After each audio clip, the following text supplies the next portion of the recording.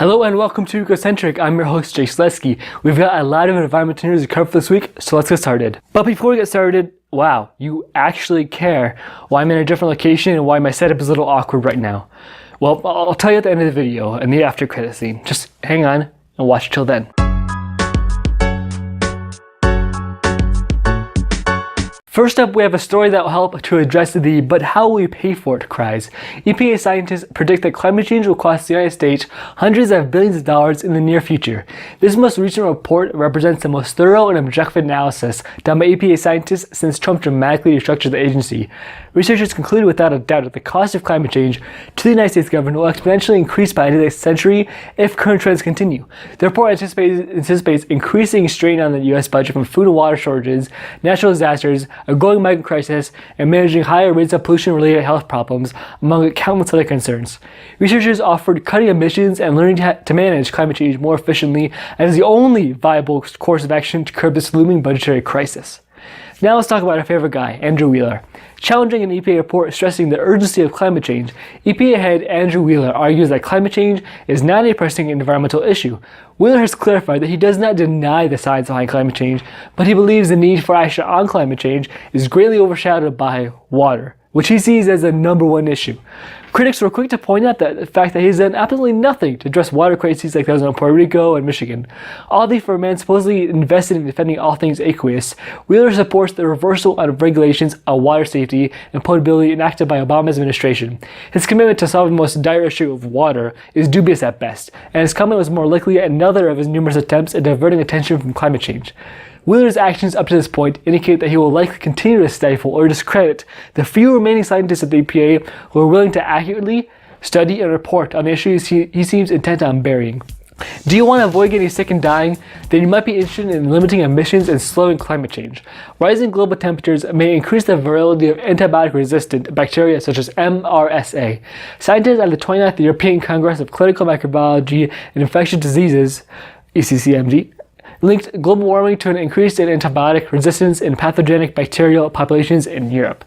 They built off of findings published a year prior that confirm a similar link in the United States. Studied bacteria include the potentially deadly E. coli and K. pneumoniae, as well as staph bacteria responsible for flesh-eating infections. This study also linked increasing population density to the proliferation of resistant traits. According to its authors, a combination of climate change and growing populations can soon put more areas in the developed world at serious risk of an epidemic. Do you like keeping radioactive particles in the ground? Then you might be interested in limiting emissions and slowing climate change.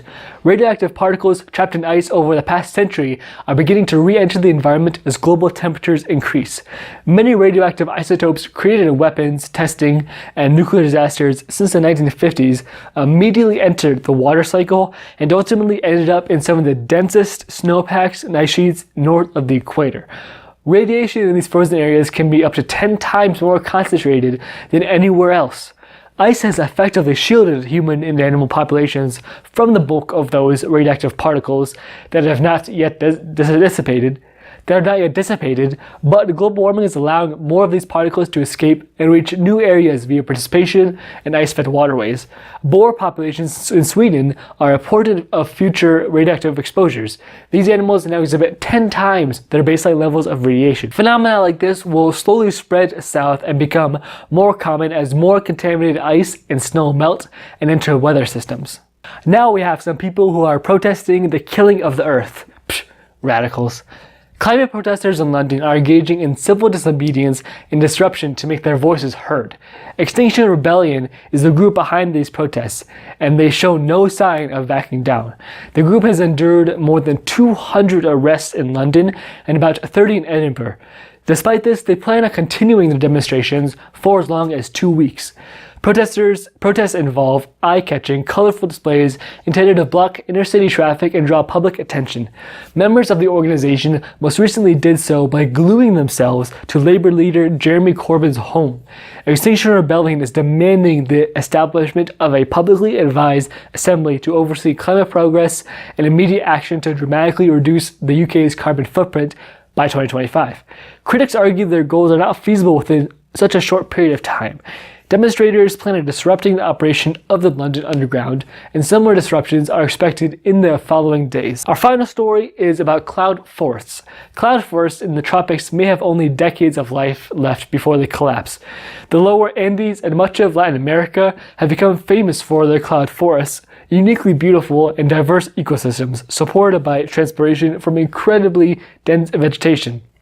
These areas are largely protected by the governments of nations like Ecuador and Costa Rica, but they are not exempt from the global stranglehold of climate change. Interference in cloud formation or participation as a result of greenhouse gas emissions has caused these forests to shrink. This could trigger a deadly chain reaction as more plants die and leave fewer plants to contribute to the transpiration-sustained microclimate that allows cloud forests to remain moist and healthy. Cultures, industries, and ecosystems involving millions of people and millions more plants and animals rely on the continued health of these forests. Immediate and drastic custom missions are necessary if they are to be saved. Cloud forests will be some of the hardest areas hit in the next century, with 90% actively shrinking and drying out by 2060. That's all for today. Thanks for watching. If you like this video, please like and subscribe. It really helps us out. You can also follow us on Instagram at Ecocentric, where we post daily about environmental news and education. Well, that's all for me. Now it's your turn to save the world. See you next week.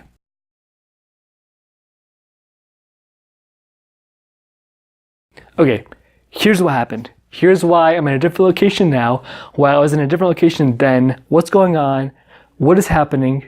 Here's an explanation. So Thursday last week, at 9 a.m., went on a flight. I won't say from where to where, but I went on a flight, and before we got on that flight, we learned it was delayed by 15 minutes. Hour-long delay? Okay. Fine, I can deal with that. I had movies on my phone or my tablet. I had podcasts on my phone. I was ready. I was okay. I'm used to this. I've flown more times than I can even count. Oh, I can do this. So we get on a flight. And so we're sitting here, the first destination, because we have a layover, about to have a layover. We learned that the flight we're about to go on is okay. But after that, the other flight is canceled, straight up canceled. So we have no plan. It's not a great start to your trip. And we learned that you don't know where it'll be in the next 12 hours. So we fly from point A to point B, although we want to go to point C, but point A to point B with no problem. At point B, when we're about to get off the plane, we learned that there's a flight going to our destination in 30 minutes.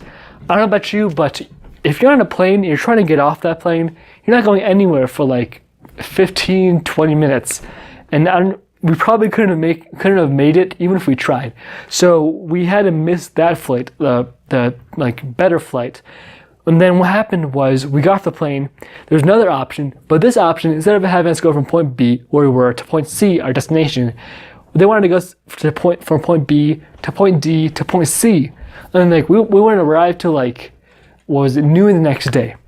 So by now it's Thursday afternoon. We're a bit tired. We're a bit out of it. Finally, we try these plans and stuff. We decided to fly from point B to point E and then to point C.